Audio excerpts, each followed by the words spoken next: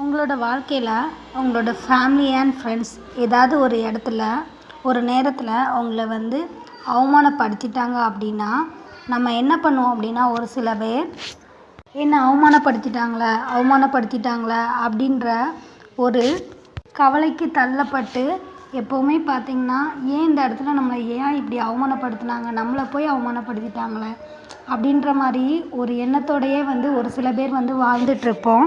அது மட்டும் இல்லாமல் ஒரு சில காயங்கள் பார்த்திங்கன்னா ஒரு சில நாட்களானாலும் மாறிடும். பட் இந்த அவமானப்பட்ட விஷயங்கள்லாம் பார்த்திங்கன்னா ஒரு சில பேர் மறக்கிற கேரக்டரும் இருக்காங்க. இன்னும் ஒரு சில பேர் பார்த்திங்கன்னா அதை டோட்டலாகவே எப்போவுமே மறக்காமல் அதை நினச்சி தினம் வாழ்கிறவங்களும் இருக்காங்க. இன்னும் ஒரு சில பேர் இருக்காங்க.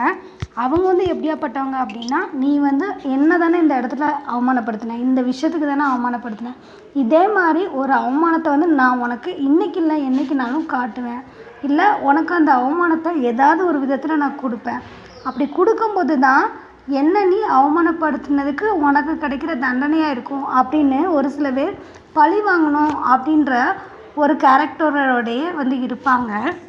ஸோ நம்மளை அவமானப்படுத்தினவங்கள என்றைக்குமே நம்ம பழி வாங்கணும் அப்படின்ற முடிவுக்கு வந்துட்டோம் அப்படின்னா நம்மளோட வாழ்க்கையில் அந்த நிமிஷத்துலேருந்து நிம்மதியும் சந்தோஷமும் நிலைக்காது அப்படின்றது தான் உண்மை.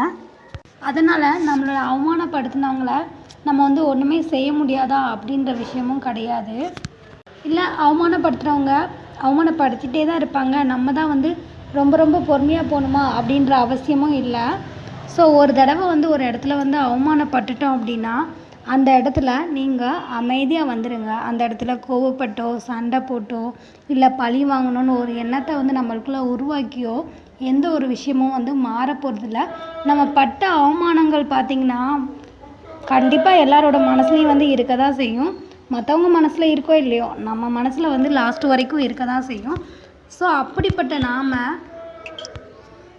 நம்மளை ஏன் அவமானப்படுத்தினாங்க அப்படின்னு யோசிக்கிறத விட்டுட்டு இனி எந்த இடத்துலையும் நம்ம அவமானப்படாத அளவுக்கு நம்ம லைஃப்பில் எப்படி இருக்கணும், ஸோ எந்த அளவுக்கு உயரணும், ஸோ நம்மளுக்கான ஒரு கனவு லட்சியம் ஏதாவது ஒரு விஷயம் இருக்கும். ஸோ அந்த விஷயத்தில் நீங்கள் இன்வால்மெண்ட் ஆகி நம்மளை அவமானப்படுத்தினவங்களுக்கு நம்ம கொடுக்குற பதிலடி அப்படின்னா நம்ம அவங்க முன்னாடி நல்லபடியாக வாழ்ந்து காட்டுற ஒரு விஷயமாக தான் இருக்கும். அந்த மாதிரி உங்களோட வாழ்க்கையில் நீங்கள் வாழ்கிறதுக்கான ஒரு வழியை என்னன்னு யோசிங்க. அது மட்டும் இல்லாமல் ஒரு சில பேர் அவமானப்படுத்தும் போது தான் நம்மளுக்கு தன்மானம் அப்படின்ற ஒரு விஷயமே எந்த அளவுக்கு வீரியமாக இருக்குது அப்படின்றது நம்மளாலேயே புரிஞ்சுக்க முடியும். ஒரு சில இடத்துலலாம் பார்த்திங்கன்னா அவமானப்படுத்தப்பட்டவங்க தான் பார்த்திங்கன்னா அவங்க லைஃப்பில் அடுத்த இலக்கை நோக்கி பயணம் பண்ணி அதில் சக்ஸஸ்ஃபுல்லாக ஜெயித்தவங்க நிறைய பேர் இருக்கிறாங்க.